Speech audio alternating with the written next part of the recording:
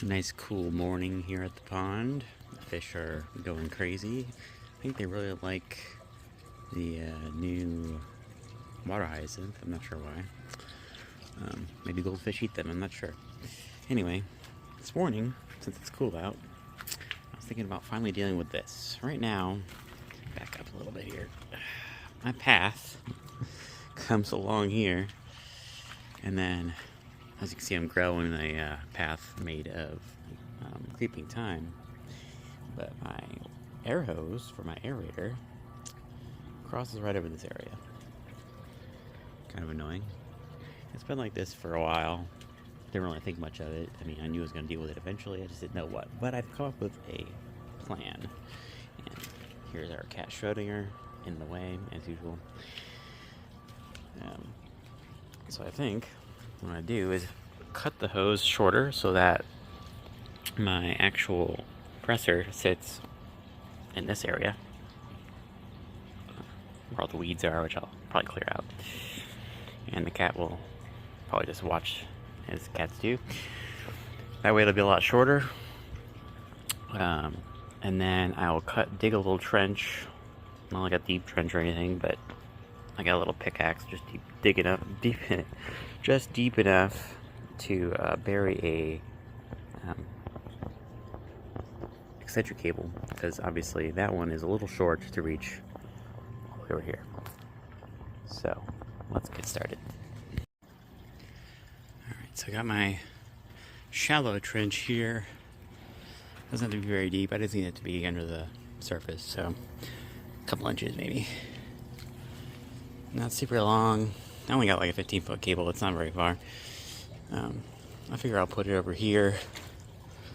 Now this is kind of an area as I'm building it out where I'll, you walk up this path and then you can go down this little path here, sort of a path, and then sit on this rock here. It's a really nice spot. The fish will come up to you and everything.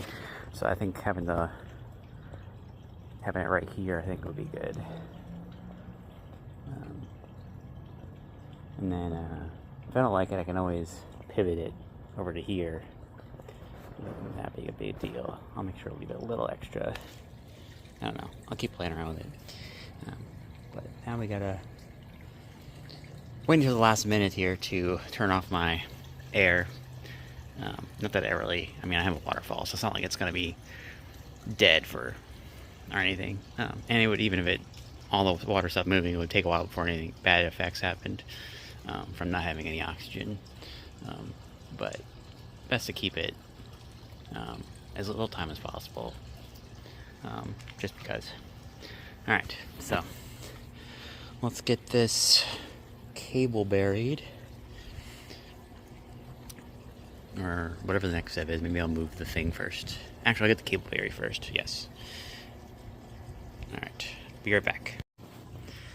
Okay, the decision was made for me as far as how far to take the cable, because it wouldn't reach much farther than this, because my math was not mathing the way I thought it was mathing.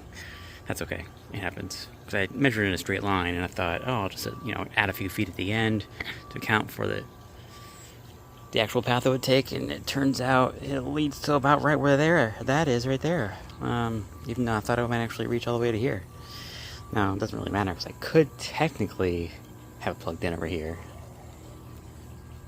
since the cable that's attached to it is several feet long. But I figured, whatever, it looks good there for now. We can always shift it. I don't even have to really adjust much. I can just kind of pivot it around to over here, but that's okay. Everything's nicely buried into there, hidden, so it's not in the way and not a tripping hazard like the tube was. And I might level off this piece of concrete that I had lying around just to make it look a little nicer, and push it into the ground or something. But otherwise it's fine. Still have a minor air leak. I don't know if you can hear that on the video. This is a V-Vor compressor. I think that's how you pronounce that. And they're not very expensive. And they're really powerful. But the parts, you have to pay for, I suppose. And the little attachment the hose is on there leaks.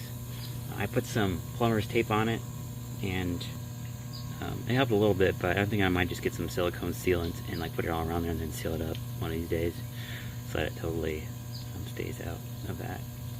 But otherwise, looks like the goldfish are going after the hyacinth again. I don't know why they like it so much. Maybe they're eating the algae off the roots, I'm not sure. But they're pretty happy about it. Anyway, job done.